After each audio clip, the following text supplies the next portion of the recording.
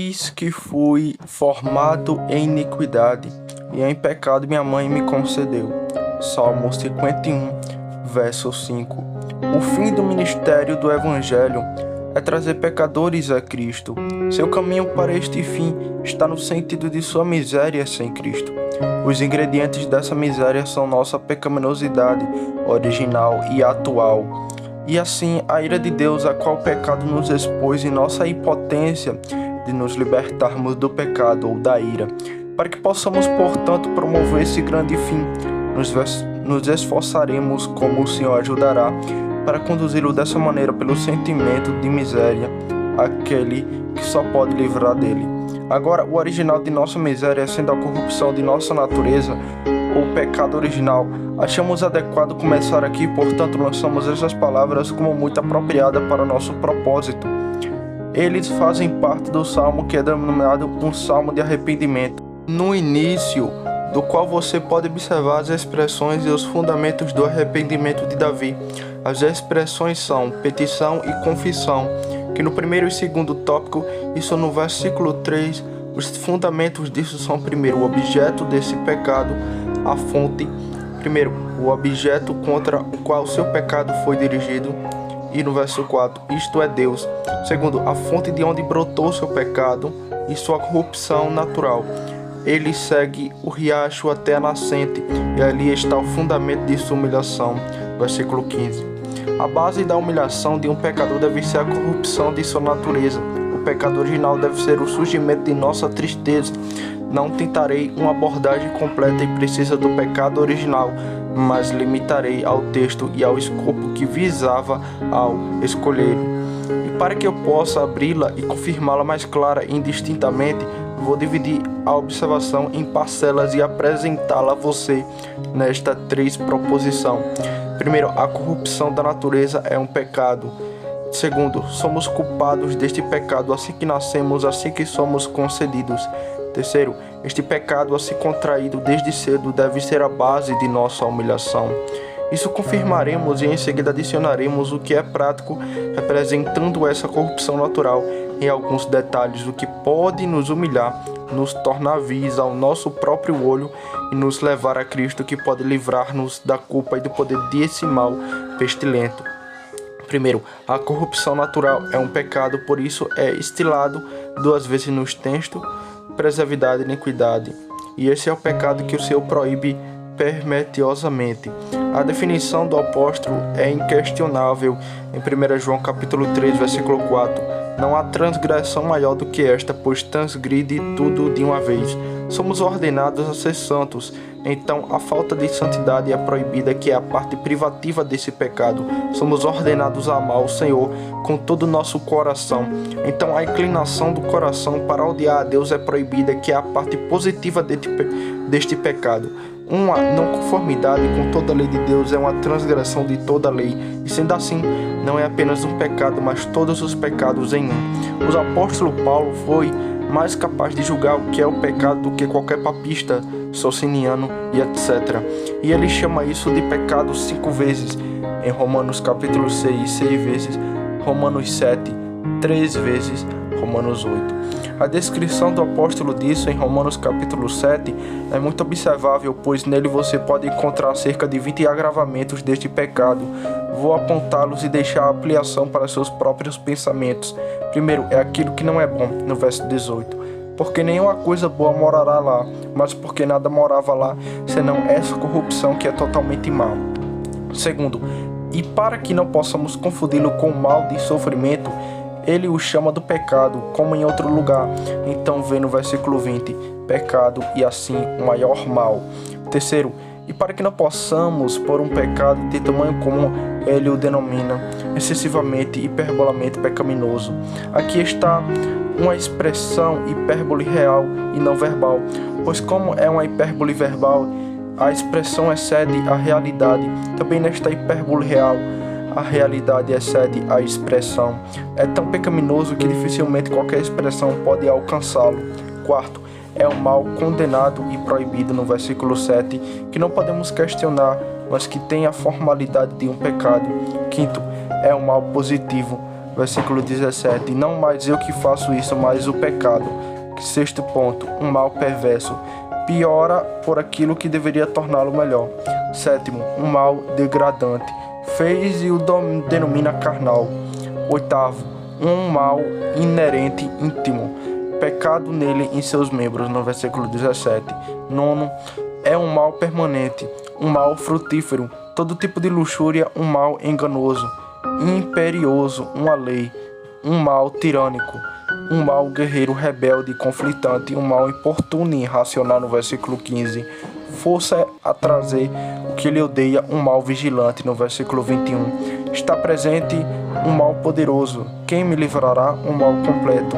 Um corpo provido de todos os membros da injustiça e um mal mortal. O corpo da morte, um mal miserável, acima de tudo que fez miserável. Se for contestado, isso não pode ser pecado porque não é voluntário. Resposta 1. Essa regra, tudo que não é voluntário não é pecaminoso, não é universalmente verdadeiro nem admitido por nosso teólogo. Sem limitação, não quando aplicado ao pecado real, muito menos neste caso. Resposta 2. Mas admita esta regra, a corrupção natural é voluntária, tanto a parte ante em relação a Adão, quanto a parte posterior em relação a nós, ou como Agostinho denomina, a operação original do pecado. Primeiro, em relação a Adão, ele contraiu este mal voluntariamente e nós nele.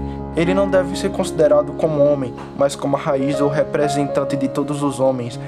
Como todos nós éramos aquele homem, portanto sua vontade era a vontade de todos os homens. Tudo incluído virtualmente nele, o que ele consentiu voluntariamente, isso foi consentido voluntariamente por nós.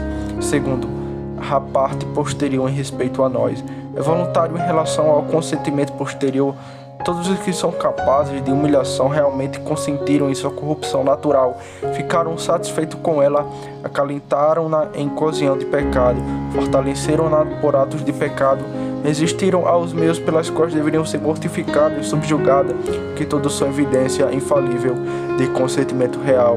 O que era apenas natural tornasse assim voluntário e, portanto, pelo consentimento de todos pecaminoso. Segunda proposição. Estamos contaminados com este pecado desde o nosso nascimento, desde a nossa concepção, enquanto somos formados, enquanto estamos no útero aquecidos, como a palavra é. A corrupção natural não se contrai apenas por imitação, nem se torna habitual por costume ou repetição de atos, mas enraiza-se na alma antes que o sujeito seja capaz de imitar ou agir. Difunde-se pela alma sem que a alma se une ao corpo. E se tornamos a concepção em tal atitude e que chegue a esta união, não haverá dificuldade em conceder como somos capazes deste pecado em nossa concepção. O profeta repreende Israel com isso, e foi chamado transgressor desde o ventre, Isaías 48, versículo 8.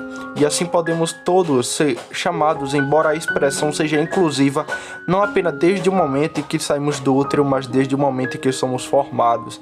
Se eu saísse do caminho, poderia perguntar aqui como esse pecado é transmitido a nós no útero, mas a curiosidade desta investigação é generosamente tributada por aquela conhecida passagem de Agostinho. Um homem caindo em um poço, alguém o espia e admira como ele chegou lá. Ó, diz-lhe o caído, tu cogitas, tenha cuidado, grita ele, para que tire daqui. Não se preocupe em perguntar como eu caí. Assim devemos estar dispostos quanto à nossa corrupção natural, não tão curiosos para perguntar como chegamos a ela, tão cuidadosos para saber como podemos nos livrar dela.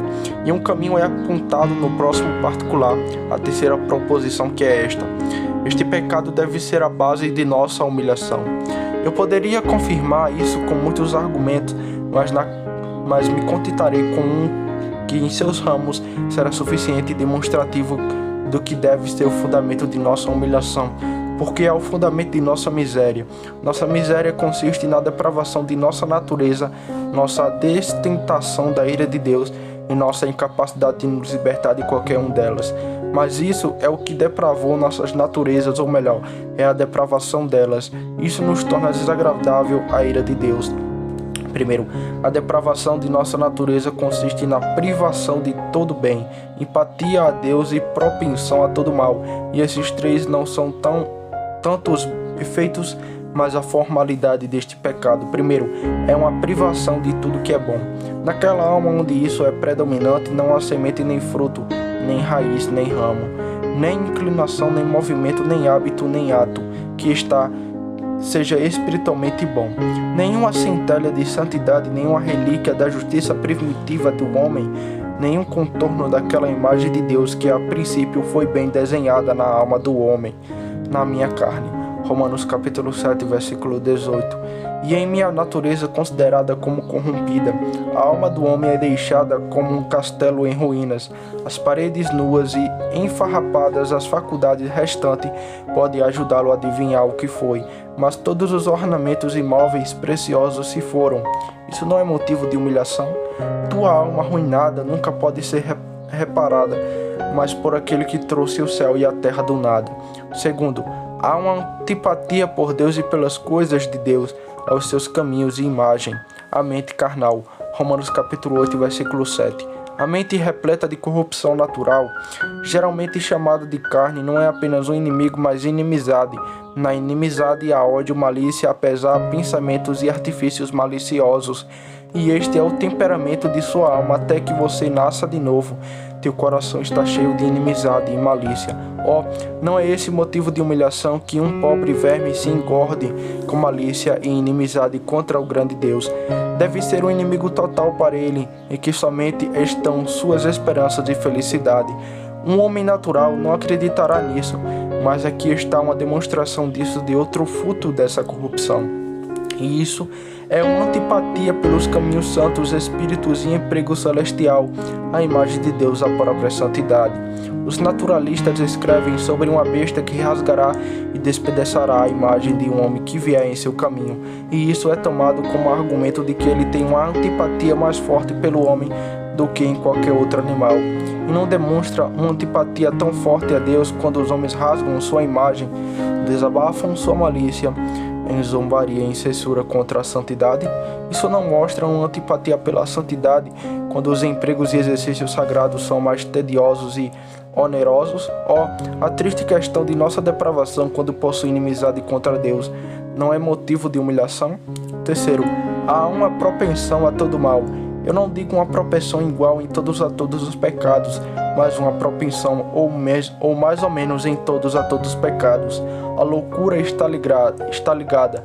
Provérbios 22, versículo 15. Essa loucura é o pecado de nossa natureza. Todo pecado está envolto nesta corrupção natural. Pecados reais são apenas o desdobramento dele. Como se diz que todos os homens estão no primeiro virtualmente, e todos os pecados em relação a essa propensão a todos podem ser ditos neste primeiro pecado, o pecado de nossos nascimentos e naturezas. Os 70 traduzem pecado e iniquidade no texto pluralmente. Há uma pluralidade de pecados em nossa corrupção natural. É todo pecado virtualmente, porque dispõe e inclina a alma para todos. Não é aqui motivo de humilhação quando por causa dessa corrupção não somos apenas destituídos de tudo que é bom, mas dispostos a tudo que é mal? Segundo, outra parte de nossa miséria é nossa desaprovação à ira de Deus, e a corrupção natural é o fundamento disso também. Efésios capítulo 2, versículo 3. Porque por natureza, mas porque aquilo em nossas naturezas que é o objeto apropriado da ira de Deus, filhos da ira nasceu para isso, porque nasceu em pecado. Filhos, esta é a sua porção, a ira é sua herança. Os escritos e evidências para ela são as maldições e a ameaça da lei. Estes garantem que, por esses, a ira está vinculada a você e aos seus. Da palavra no texto que lemos concedida, na margem aquecida vem a palavra que redemos indignação. Assim que somos aquecidos no ventre, a indignação do Senhor se acende contra nós. A corrupção de nossa natureza é seu combustível. Que fundamento há aqui de humilhação, que por causa desse pecado de nossa natureza, somos expostos em nossa concepção, nascimento, vida, à ira de Deus. Terceiro, outra parte dessa miséria é sua incapacidade de se libertar desse pecado e ira. Isto é evidente a partir daí. Aqueles que nascem em pecado e ofensa estão mortos em pecados e ofensas. Efésios 2, versículo 1. Até que você nasça de novo, você está morto. Deve haver um segundo nascimento, caso contrário, não haverá vida espiritual. Cada um Desde que a morte entrou no mundo por este pecado, nasce morto, vem ao mundo e assim continua destituído de vida espiritual. Que coisa mais impotente do que um morto? Você não pode reparar a imagem de Deus em suas almas, assim como um homem morto não pode reunir sua alma ao seu corpo. Não mais se libertem dessa antipatia por Deus e inclinação para a maldade, do que uma carcaça morta pode se libertar daqueles vermes que se alimentam dela. Não se libertem da ira de Deus mais do que um homem morto pode se levantar da sepultura. Em uma condição tão baixa, esta corrupção da natureza fundou os filhos dos homens, pois nada pode erguê-los senão um poder infinito, um braço todo-poderoso. Não até agora estão os homens neste estado do poder e de se libertarem dessa miséria, pois não têm noção de sua miséria. Diga-lhe que estão mortos é um paradoxo. Eles não acreditarão no relato de Cristo. Eles não ouvirão até que uma voz armante, com um poder onipotente, tão como Lázaro ouviu, os desperte. Até então eles estão sem vida e, portanto, sem sentido. Aqui está a profundidade da miséria. Ser tão miserável e ainda assim insensível a ela. No entanto, tão baixo, este pecado trouxe todo pecador. Não se eles fossem conscientes de sua miséria e de sua própria incapacidade de evitá-la. Ainda assim não podem, ainda não se movem em direção a ele, que só pode libertá-los. Eles estão sem vida e, portanto, sem movimento. Ninguém vem a mim, a menos que o Pai o atraia. João capítulo 6. Eles jazem mortos, aprodescendo sobre esta corrupção, sobre a ira de um Deus enfurecido, sem movimento ou inclinação para aqueles que é a ressurreição da vida. Esta é a condição em que este pecado trouxe, e pode haver uma condição mais miserável?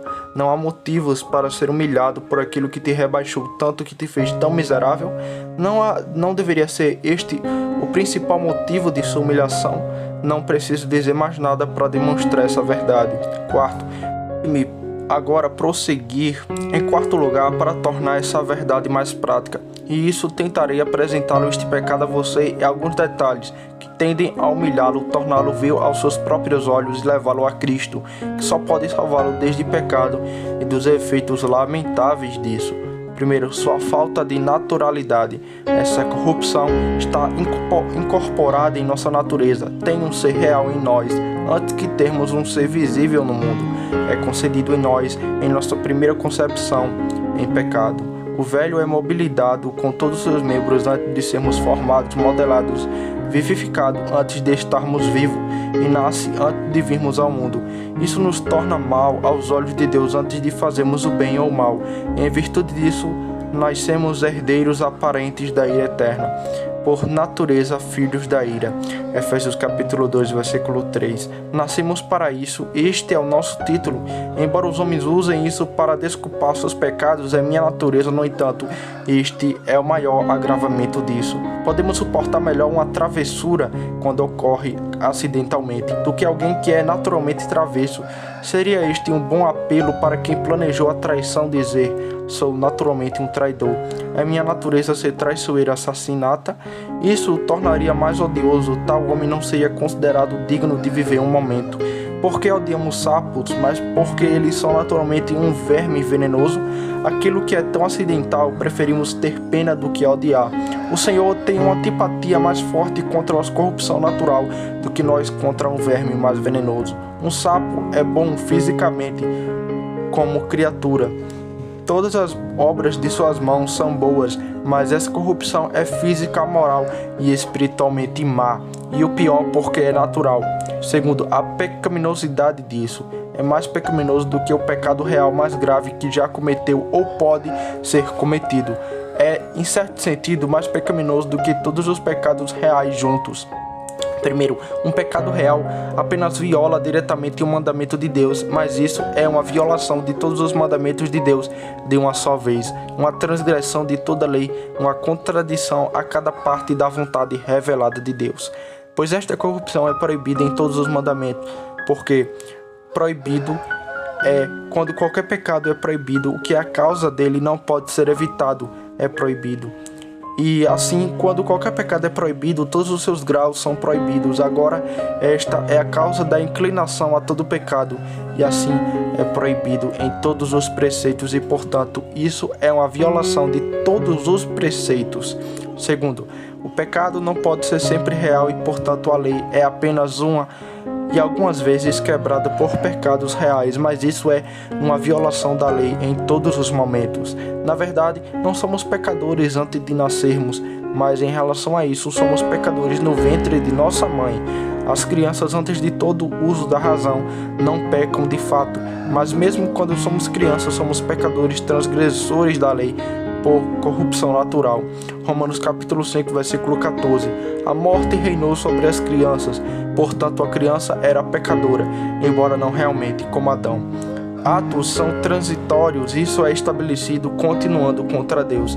Terceiro, o pecado real apenas quebra a lei em seu ser, o pecado e o tempo em que está agindo.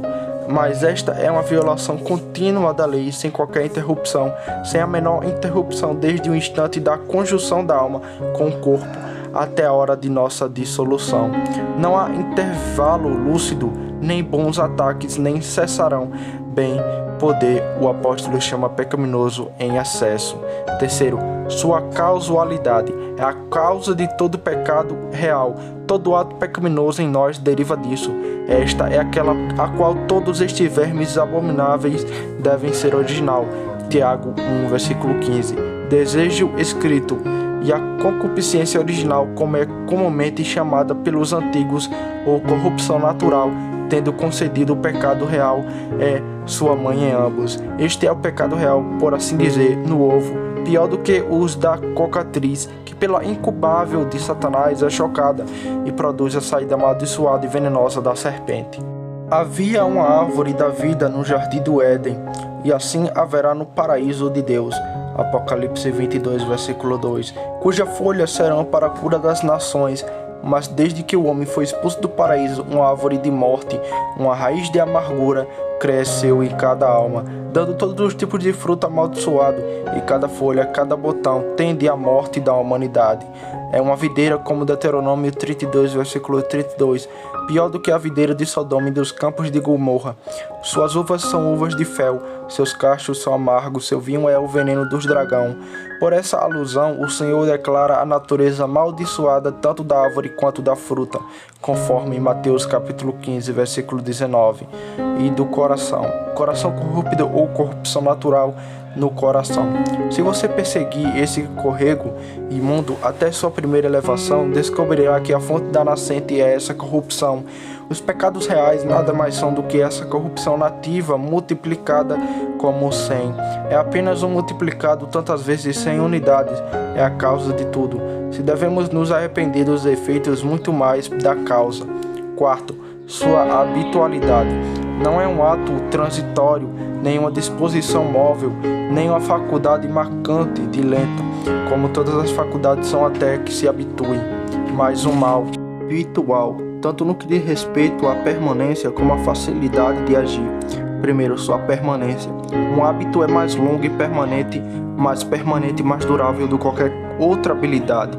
Então é isso.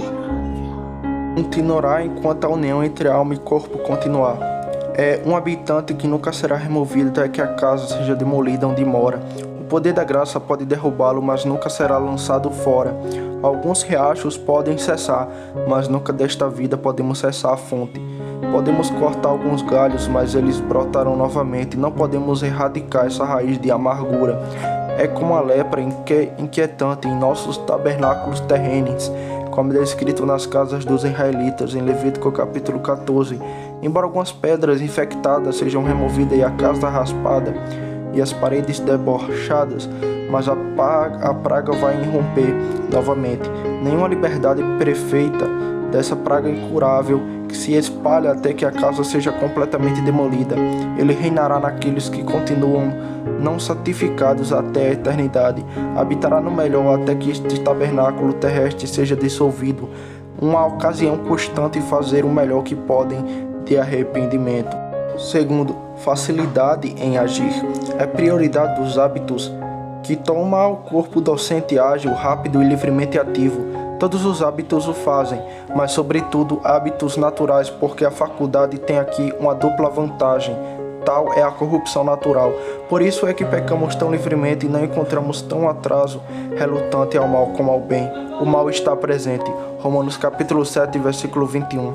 Esta a mão pronto para promover e facilitar tal atos pecaminosos. Portanto, onde isso é predominante, os atos pecaminosos procedem tão livremente dele quanto a água desce um precipício de uma fonte transbordante. Este, tendo nascido como homem, ele nasce não apenas para a tristeza, mas para o pecado, tão livremente quanto as faíscas voam para cima, tão livremente quanto corpos pesados se movem para baixo em direção ao seu centro. Eles não precisam de impulso externo para impor seu movimento. Sua gravidade natural é suficiente se nada se interpusser para interromper seu curso. Se Deus retirasse a graça restritiva, essa corrupção levaria os homens a praticar toda a maldade com ganância. Todo homem se voltaria para os caminhos perversos mais desesperados, tão livremente e tão ansiosamente quanto o cavalo corre para a batalha. Não precisa de outro estímulo senão sua maldade nativa, que é secretamente inclinada a todo mal, sem imposição externa. Aqui está uma grande causa de arrependimento. Quinto, sua gravidez. É todo pecado virtualmente, todo pecado grosseiro e que é distribuído em atos pecaminosos, tudo em um, como ele de ACA. Em um uno, todas as traições e a obediência, rebeliões contra a soberana majestade do céu devem ser encontradas nisto. É o berceário, a semente e o útero. Todo pecado possível de ser cometido está neste ventre. Assim concedido, formado, animado, trazido ao nascimento, pois não precisa de nada além de sua tentação, ocasião, oportunidade para trazê-lo à tona. Essas várias linhas tortas, atos pecaminosos que estão espalhados na vida de qualquer homem, como na circunferência, encontram-se nesta como no centro. A culpa de todas as abominações é complicada e embrulhada nesta. E nem em relação a isso somos culpados de todos os pecados com grande são, mesmo daqueles que os quais nunca fomos realmente culpados. Pode ser que você nunca tenha enrolado em suas mãos no sangue de seu irmão, como Caim fez. Tu não és realmente culpado deste horrível assassinato, mas tu és habitualmente culpado. Com respeito à tua inclinação corrupta, tu és tão apto a fazer um ato tão sangrento quanto ele. Toda a diferença toda a razão pela qual você não faz isso é porque o Senhor te restringe. Como as tentações e ocasiões não te são oferecidas, nenhuma diferença mais de fora, inclinação corrupta é igual, tua natureza é sangrenta. Pode ser que você nunca tenha cometido adultério, incesto ou tal impureza abominável. Você não é culpado disso na verdade, mas você é culpado disso em relação à sua inclinação. Estes pecados estão em teu coração. Pode ser que você não tenha incendiado cidades, arrancado cérebros de crianças, rasgando mulheres grávidas. Você não é realmente culpado, mas esses pecados estão em seu coração, embora nunca tenham sido cometidos por suas mãos. Estavam com raiva que o profeta lhe dissesse tanto, 2 Reis capítulo 8, versículo 12 ao 13. Mas ele agiu depois quando o rei que ele parece aqui destetar, na medida em que ele nunca deveria ser culpado dele, exceto transformado em um cachorro. Ele não estava familiarizado com a desesperada corrupção do coração do homem, que habitualmente o inclina para os atos mais bárbaros e sangrentos. Pode ser que você deteste Herodes, Pilatos e os judeus como monstros sangrentos por jurar ferir e crucificar nosso manso e inocente Salvador. Sim, mas este mesmo pecado, embora o ato mais horrível que o sol já viu, está em seus corações. E ele é um estranho à corrupção de sua natureza, que presumirá que ele não teria feito como eles fizeram se tivesse as mesmas tentações e não mais restrições de Deus. Nunca houve pecado, nem jamais pode ser cometido por homens maus na terra, mas está no coração de cada homem e cada um em relação à inclinação habitual é culpado disso. Se os homens acreditassem nisso, com certeza não seriam necessários argumentos para mostrar a necessidade de arrependimento por essa corrupção. Mas não é de admirar se não for acreditado, pois o coração, como é desesperadamente perverso e enganoso, o profeta se junta a eles. Jeremias 17, versículo 9. Enganoso acima de todas as coisas é o nosso coração, e ele é desesperadamente perverso. Tão perverso quanto não se pode ser conhecido, a corrupção natural é tão grande e tão grávida. Há tanta maldade e tantos pecados no coração que podemos desesperar de conhecê-lo. Mas o que somos capazes de saber devemos estar dispostos a lamentar. Engana-se os que pensam que não são cruéis e impuros, porque na verdade não são. Eles são inclinados a todos, embora não encomete a todos. Sua extensão. Esse contágio se espalhou por todo o homem e se apoderou de todas as partes. Portanto, Em Hebreus capítulo 12, versículo 1, é o velho e algum membro dele é estendido em todas as faculdades. É um mundo de maldade e este pequeno homem do mundo está cheio disso, do alto da cabeça até a planta do pé. Isaías 1, verso 6. Homem totalmente corrupto, tanto no corpo como na alma e no espírito. Há um oceano de corrupção de cada homem natural, e como o mar recebe vários nomes de várias costas, o mesmo acontece com as várias partes e faculdades. Na mente é inimizade, conforme Romanos capítulo 8, versículo 7. Nos pensamentos, vaidade. E na apreensão, cegueira, Efésios capítulo 4, versículo 18. No juízo, mal bem, trevas, luz, erro, verdade. Na vontade, rebelião, não vamos. Na consciência é severidade, e no coração é dureza. Ezequiel capítulo 2, versículo 3 ao 4. Nas afeições, a carnalidade, na memória, infidelidade. Jeremias capítulo 2, versículo 32. Na fantasia, loucura, no apetite, inordenação, em todo o corpo, fileza. Cada parte e faculdade é naturalmente corrompida e totalmente corrompida em todos os atos. A mente em suas apreensões cega, em seu julgamento errôneo, em seu raciocínio tolo, em seu desígnio é o mal, em seu pensamento é vão. A vontade, quanto às suas eleições perversas, escolhe o mal, menos o bem. A aparência em seu consentimento servil, anulado por julgamento corrupto, apetite vil. Em seus comandos tirânicos se encontra toda razão santificada. Em sua inclinação perverso, em suas intenções obstinado, e em suas fruições furioso. A memória apta a receber o mal, a excluir o bem, reter o que deve ser excluído, deixar escapar o que deve ser retido, sugerir o que é mal, sufocar o que é bom. A consciência corrupta em suas regras e princípios, em suas injunções e precisões, em sua acusação, em sua absolvição e em suas instagações. Então, os afetos, a ampliação desses detalhes exigiria muitas horas de discurso. Sou obrigado a fazer como geógrafos, dar uma visão deste mundo de maldade em um pequeno mapa. Mas se você o estudar seriamente, verá motivo suficiente de arrependimento se não houver pecado real no mundo. Como se estende a todo homem e a toda a nossa vida, também deve ser a extensão de nosso arrependimento. Sétimo, sua monstruosidade. A deformidade monstruosa que trouxe sobre a alma. A mente do homem era a vela do Senhor, mas por meio disso ela se tornou um rapé fedorento. A alma, como procedeu de Deus, era um raio claro e leve, mais brilhante do que qualquer raio do sol, mas por isso se tornou um monstruoso ruído. Foi uma das peças mais excelentes da criação ao lado da natureza angelical, mas com isso se transforma em um monstro feio, porque julgamos qualquer coisa um monstro, senão por coerência, defeito ou inutilidade, impotência, deslocamento ou extravio de partes integrantes, e em virtude dessa corrupção, há uma concorrência de tudo isso na alma responsável e em alguma proporção ao que julgamos monstruoso em um corpo. Criança que nasce sem olhos, boca, mãos, pernas, julgamos um monstro. Há um defeito de tais poderes na alma que são analógicos a essa parte do corpo. Não há olho para ver Deus naturalmente, a corrupção o extinguiu. Nasceu cego, não há braços para abraçar a Cristo, embora ele se ofereça aos nossos braços. Não há boca para perceber alimento espiritual, nem estômago para digeri-lo. Não há pés para se mover em direção a Deus. Ele deve renovar esses órgãos antes de qualquer movimento espiritual. Todas as partes que estão na alma são impotentes, embora haja algo em vez de olho, um entendimento, ainda assim não vê, não percebe as coisas de Deus, embora haja algo na sala das mãos, que é a vontade, ainda assim não se inclina, não age para Deus, algo no lugar dos pés, que são os efeitos, mas eles não andam nos caminhos de Deus, eles se movem para trás, ou como o ídolo, sem movimento, olhos e não veem. Salmo 135, versículo 16. O movimento monstruoso sem olhar é para baixo, rastejando, se andar, está para trás. A alma desde a queda está parada, todas as suas partes quebradas ou soltas.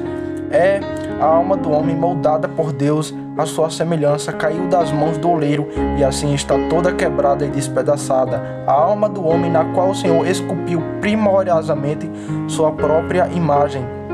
e escreveu sua própria vontade e lei com sua própria mão em caracteres divinos. Lançou-se das mãos de Deus e caiu como as tábuas de pedra, obras do próprio Deus. Caíram das mãos de Moisés e assim se despedaçam.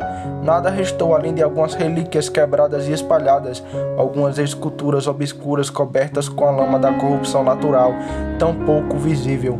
O que aparece são ruínas lamentáveis, como mostram que criatura gloriosa o homem era, embora ele seja agora, para sua constituição espiritual, um monstro. Há um deslocamento. O que resta na alma do homem é monstruosidade mal colocado. Consideramos monstruoso aquele nascimento onde as partes não têm seu devido lugar, quando a cabeça não está deveria estar nos pés, ou as pernas no lugar dos braços. As faculdades da alma são assim monstruosamente deslocadas. O que deveria ser mais alto é o mais baixo. O que deve governar está em sujeição, e o que obedece tiraniza. A paixão domina a razão e a vontade recebe a lei da fantasia e do apetite. A vontade era soberana, a razão sua conselheira. O apetite sujeito a ambos, mas agora está acima deles e muitas vezes se apressa tanto para conformidade com os ditames do sentido. Uma mancha no rosto de uma criança bonita, quando surge, mas acidentalmente entristece os pais. Quanta razão temos então para lamentar aquela deformidade natural, universal e monstruosa que se apoderou de nossas almas? Oitavo, sua irresistibilidade e força. Nada além de um poder infinito pode conquistá-lo, ninguém a não ser o braço todo-poderoso de Deus pode contê-lo. Não o poder da natureza nos homens, pois ele subjugou totalmente. Não o poder da graça nos santos, pois então Paulo nunca havia sido cativado por ele. Ele foi em toda oposição externa, se encontrou no mundo, mais do que vencedor. Mas por isso ele foi levado cativo, ele triunfa sobre eles, mas suspira e reclama disso. Todos os laços de amor, todos os laços de aflições não podem conter isso. É o campeão mais forte de Satanás, ele quebra todos eles como Sansão fez com as cordas novas em Juízes capítulo 16. Ele os quebra como fio. Todos os exercícios mortificantes, persuasões morais, restrições espirituais nunca podem reprimir totalmente isso. Veja como o Senhor descreve o Leviatã, o gigante e o cavalo guerreiro em Jó 39, versículo 41. E por analogia você pode coletar uma descrição da força e fúria da luxúria indomável. Nem julgamentos, nem misericórdias, nem ameaças, nem promessas, nem preceitos, nem exemplos, nem resolução, nem experiência são sem uma concordância superior suficiente para contê-la. O que é então? Nada além daquilo que define limites para o mar revolto. Ninguém senão aquele que fecha o mar com portas, somente ele que diz, até aqui virás e não mais adiante, e aqui serão detidas as tuas ondas orgulhosas. Jó 38, versículo 8 ao 11. O ímpio é como o mar agitado, e não é de admirar uma vez que este é um mar furioso de maldade nele, que ele só pode amarrar e governar quem dá decreto ao mar e põe seus mandamentos sobre as águas. Provérbios 8, versículo 29. Somente ele a quem os ventos e os mares obedecem. Não há limite para a raiva da luxúria, mas o poder todo-poderoso está. Este limite não pode passar. Jeremias capítulo 5, versículo 22. 9. Sua diabologia. Não há nada no mundo que tenha tanto do diabo nele, nada mais parecido com ele, nada mais apreciado por ele. É seu filho, o primogênito do diabo. Ele o ecloriu, é a semente da serpente, aquela que gerou e nutre. É sua obra-prima, aquele em que ele se aplaude e se gloria. João, capítulo 8, versículo 44. Porque ele é o pai dos homens naturais, mas porque ele gerou a natureza corrupta, ele deve ser o original a ele. É sua trombeta, é prostituta para ele. E se alguma no mundo é essa, há uma conjunção carnal, embora invisível, entre ela e Satanás. A questão disso são todos os pecados do mundo, questão numerosa e deformada. É a imagem dele. A imagem de Satanás cedeu à imagem de Deus. Essas características negros e infernais, legíveis na alma, são de sua própria impressão. Assim como o rosto responde ao rosto, a natureza corrupta do homem responde à natureza do diabo. Tem todas as partes essenciais dele. A imagem divina é arrastada nele, então está nele. Nele há uma versão de todo bem espiritual assim nele. Nele uma propensão a todo mal se alguém pergunta de quem é a imagem, a inscrição que agora é esta, impressão da alma, ele não responde verdadeiramente que não diz que é de Satanás, é o trono dele. Por isso ele governa os filhos da desobediência, e aqui está o palácio e o lugar onde Satanás habita. Isso o mantém de pé, e isso o faz avançar. Por isso ele mantém a posse da alma, enquanto isso permanecer, ele terá algum fundamento. É o correspondente de Satanás, mantém relações secretas e constantes com o inimigo mortal do homem.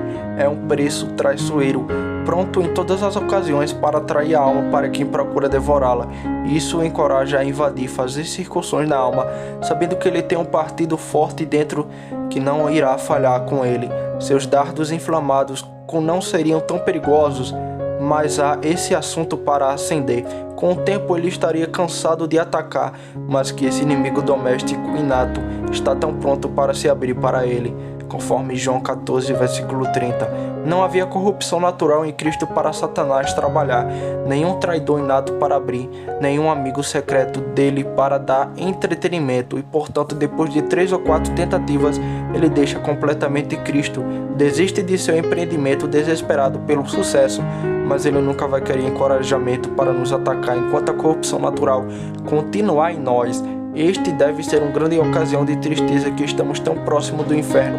Temos uma correspondência tão íntima com o diabo que temos tanto dele dentro de nós, aquilo que nos torna tão diferentes dele, oferecendo-lhe uma vantagem tão grande contra nós.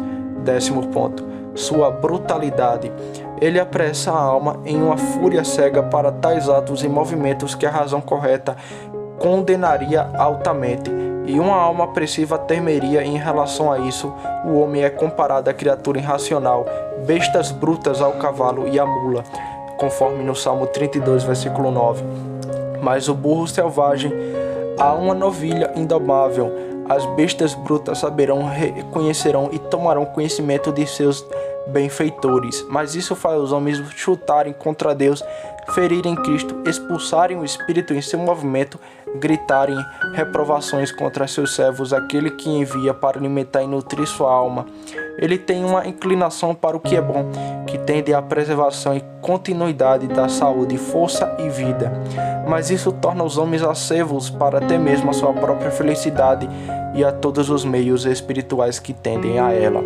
Uma fonte de antipatia pela santidade, o caminho para a vida e o maior aposto aos caminhos que são mais estritamente sagrados. Eles são com medo do que é destrutivo para a vida e ser, mas isso empurra os homens pelos caminhos da morte, os caminhos que levam à destruição, os faz amar a morte e se apressar em arruinar sua alma, um apetite para beber em pecado tão avidamente quanto o peixe, trazer em feixe e mutilar suas almas até a morte. Ezequiel 21, versículo 31. A razão desta fúria desesperada que Jó dá em Jó capítulo 11, versículo 12, o homem nasce com um jumentinho selvagem, traz ao mundo uma natureza mais selvagem, feroz e indomável do que qualquer animal do campo. Primeiro, incorrigibilidade e perversidade. Torna-se pior por aquele que deve alterá-lo. É preciso ocasião para se tornar mais perverso do que Deus designou para restringir sua maldade. Romanos capítulo 7, versículo 8. Quando mais o pecado for proibido, mais pecaminoso será, porque a maldade está ameaçada, portanto será mais perversa. Mesmo como um monturoso, quanto mais o sol brilha sobre ele, ele emite mais vapores imundos e investe o ar com um cheiro mais desagradável. Há um humor tão maligno nele, como quando a santa lei de Deus é ampliada a ele. Sua raiva e fúria irrompem com mais violência, e fica exasperado por aquilo que deveria domá-lo. Quando a lei o restringia, ele se enfurecia como um touro selvagem em uma rede. Os pagãos podiam observar essa inclinação rebelde. Esse é um mal desesperado que piora com o que deve curá-lo, mas tal mal é esse. 12º, sua vileza. Faça um levantamento do céu e da terra, e seus olhos não poderão se fixar em nada tão vil quanto isso. Não há nada tão vil, desprezível no mundo, mas tem algum grau de valor nele, como sendo a obra do grande Deus. Apenas a corrupção natural e seu resultado corrupto não tem o menor escrúpulo de valor em nenhum sentido. É puramente vil, sem qualquer mistura de valor ou vileza em abstrato.